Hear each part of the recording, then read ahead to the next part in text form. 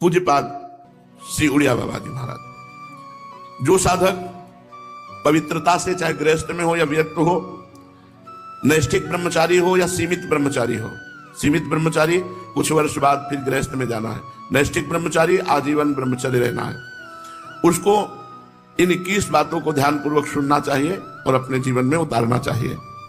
पहली बात ये समझ लो कि वीर्य, प्राण और मन तीनों का एक तारतम्य है। ये परस्पर इनका घनिष्ठ संबंध है। इनमें से एक भी बिगड़ा तो तीनों बिगड़ जाएंगे। वीर्य बिगड़ा तो प्राण शक्ति कमजोर हो जाएगी, मन चंचल, अशांत, मलिन, पापमय हो जाएगा। मन बिगड़ा तो आपके प्राण कमजोर हो जाएंगे, वीर्य स्तंभित करने की शक्ति नष्ट हो जाएगी, वीर्य रोकने की शक्ति नष्ट हो जाएगी। प्राण स्थूल हुए तो मन चंचल हो गया, वीर्य नष्ट। तीनों का घनिष्ठ संबंध है। इसलिए एक को दृढ़ कर लो, किसी एक को, तो आपका सब संभलना शुरू हो जाएगा। मन को श्री जी के नाम में लगा दो, या प्राण वायु का संशोधन नाम जप करते हुए करो, या ब्रह्मचर्य पर दृष्टि डाल दो। एक ठीक हो जाएगा तो तीनों ठीक हो जाएंगे। मन शांत हो जाएगा, प्राण सूक्ष्म हो जाएंगे, यदि ब्रह्मचर्य ठीक है तो। पहले ब्रह्मचारी को कब्ज से बचना चाहिए। बहुत सहज सरल उपाय है कब्ज नष्ट होने का, इसका हमने वर्षों प्रयोग किया है। वो छोटी हल पीस लीजिए, मिक्सी में पीस लीजिए या सलबट्टा से पीस लीजिए, सहज पीस जाती है। उसको एक डिब्बे में रख लीजिए और ईसबगोल की भूसी, एक कटोरी में 2 चम्मच ईसबगोल की भूसी डालिए और 1 चम्मच या 1.5 चम्मच छोटी हल्द डालिए। दोनों को मिला दीजिए और पाउडर ऐसे थोड़ा मुंह में डालिए और दूध से ऐसे ऐसे करके फिर लीजिए, फिर डाल लीजिए। 2 बार में, 3 बार में, 1 बार में, जितने में आप आ जाए। और 250 ग्राम दूध, ज्यादा दूध नहीं, 250-300 ग्राम दूध ले लीजिए और इसको 1 हफ्ता लेते रहिए। अपने आप आंतों को सही करके कब्जियत नहीं होने पाएगी। मल अवरुद्ध होना ही ब्रह्मचर्य के स्तंभित करने में बहुत परेशानी हो जाएगी, क्योंकि वो गर्म और बहुत विकार युक्त होता है।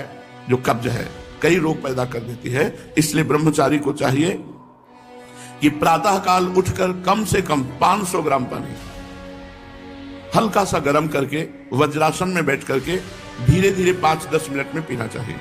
फिर 200-400 कदम टहल करके फिर शौच जाना चाहिए। आप देखना, आप कब्जियत की शिकायत खत्म हो जाएगी अगर आप ऐसे करेंगे। दूसरा, मैदा और पकवान और चाय, ये कब्ज बनाने वाली चीजें ब्रह्मचारी को नहीं लेनी चाहिए। जब तक 50 की आयु ना हो जाए तो चाय पीना ही नहीं चाहिए, चाय की जरूरत ही नहीं है। 50 के बाद ठीक है, 50 वर्ष की आयु हो गई, अब उसके बाद थोड़ा शरीर गर्म करने के लिए लेने लगी, कोई बात नहीं। लेकिन जवान साधक को चाय आदि की जरूरत नहीं है बेमतलब में। कुछ साधक काफी, तो ये सब चीजें उनकी हैं जो बहुत ऑफिस में काम कर रहे हैं, जग रहे हैं, थोड़ी चाय ले ली, फिर गर्म हो गए, फिर सेवा में लग गए। साधक को नहीं लेना चाहिए। ब्रह्मचारी को चाय, कॉफी, ये चीजें, कोई भी व्यसन नहीं लेना चाहिए। तीसरा, अत्यंत आवश्यक हो तो किसी को छुओ, नहीं छुओ मत। रोगी को छूने के लिए कोई परहेज नहीं। मान लो कोई रोगी है, आप सेवा में लगे हो, तो उस समय कोई परहेज नहीं, पूरे बिल्कुल प्यार से उसकी सेवा करो, कहीं कोई तुम्हारा नुकसान नहीं होगा, क्योंकि भगवत भाव से सेवा कर रहे हो।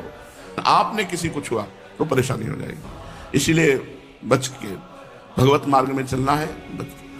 अब वो कैसी पवित्रता से है, कैसे विचार वाला है, कैसे आचरण करता है, उसके सारे परमाणु शरीर में, आप टच करेंगे वो परमाणु आप में आ जाएंगे, बच के। चौथा, किसी से अश्लील बातें मत करो। ब्रह्मचर्य रहना है तो गंदी बातें, भोग संबंधी बातें, अश्लील बातें न करें। 5वां, बाल काढ़ना, काला लगाने लेना बालों में, मांग का, ये सब बिल्कुल नहीं।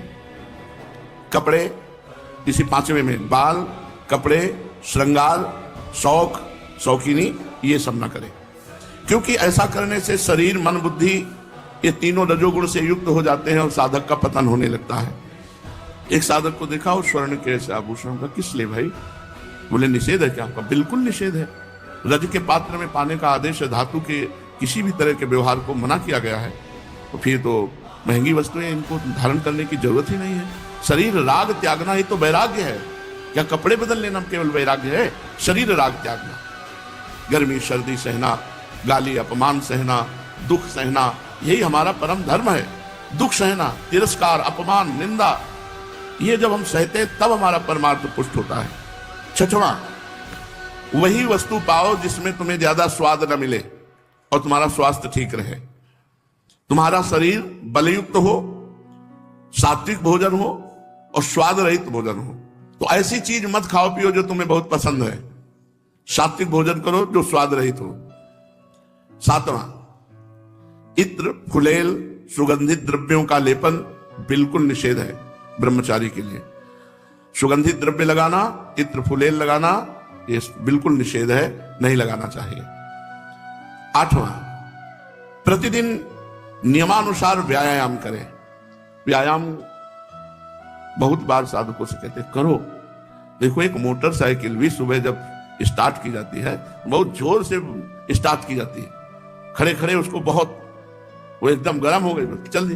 तो ऐसे बहुत जोर से आधा घंटा स्टार्ट हो, दंड बैठक मारी, पसीना पसीना हो गए, सर के बल खड़े हुए, और भी आसन, प्राणायाम, व्यायाम, अगर ये करोगे व्यायाम तो ब्रह्मचर्य बहुत पुष्ट। जवान से को जवान 100-500 दंड मारी, 100-500 बैठक मारी, तब समझ में आता है हाँ ब्रह्मचारी, समझ में आवे कि ब्रह्मचारी। व्यायाम करो, प्राणायाम करो, करो, मानो हमारी बात। हर साधक को, चाहे गृहस्थ साधक को, चाहे व्यक्ति, व्यायाम तो करना ही चाहिए। बहुत बड़ी औषधि व्यायाम है। प्रतिदिन नियमानुसार व्यायाम करो और भोजन उतना पाओ जितना आराम से पच जाए। 9, अच्छी तरह चबा चबा करके भोजन करो। कोई कोई तो ऐसे भोजन करते हैं, कवल गया वो अंदर गया। भगवान अंदर कोई मशीन कटिया काटने की थोड़ी लगी, आते हैं। 32 दांत भगवान ने इसलिए दिए कि 32 बार एक कवल को चबाओ, एकदम महीन लुगदी करके। 2 रोटी भी अगर ऐसे पाओगे तो बहुत बड़ा असर करेंगे, वो आपका पौष्टिकता बढ़ाएंगे। अरे जल्दी जल्दी जल्दी जल्दी, शास्त्र कहता है थोड़ा आहार करो लेकिन खूब चबा चबा करके आहार करो। और दांत सफाई रखनी चाहिए। पाचन शक्ति पर बहुत प्रभाव पड़ता है जब आप चबा के नहीं पाते हैं। कुछ दिन बाद आपका लीवर गड़बड़ हो जाएगा। आप चबा चबा के पाइए, थोड़ा पाइए, अधिक समय लगाइए। 40 मिनट में पाइए, 1 घंटे में पाइए, लेकिन चबा चबा करके पाइए। अगर हमारा भोजन चबा के जाएगा तो बहुत जल्दी पच जाएगा और वो स्वास्थ्यवर्धक होगा। थोड़ा अन्न भी बहुत शक्ति प्रदान करेगा। 10वां, 3 बार स्नान करना चाहिए ब्रह्मचारी साधक को। 3 बार ना हो सके तो 2 बार तो करना ही चाहिए।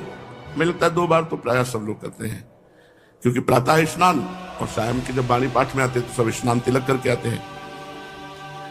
11वां, अपने विचारों को रात्रि के सोते समय जांच कीजिए कि कितने मिनट गंदे विचार आए, किसके संग से आए, क्यों आए, कैसे हटाना चाहिए। 12वां, जहां रह रहे हो ऐसे स्थान पे होना चाहिए जिससे आपको शुद्ध वायु मिलती है। एकदम लॉक आसपास से बंद ऐसा नहीं, ऐसा होना चाहिए जिससे वायु क्रॉस होती हो। और वायु क्या है उसको कहते हैं अंग्रेजी में, हाँ जो है, हाँ वही लेसन वो हवा क्रॉस होती, वेंटिलेशन, हाँ हवा क्रॉस होती हो, ऐसा रखना चाहिए अपने कमरे का कि एक दरवाजा खोल दिया, खिड़की खोल दिया, थोड़ा वायु शुद्ध आती रहे। 13वां, प्याज, लहसुन, ये चीजें भोजन में नहीं होनी चाहिए।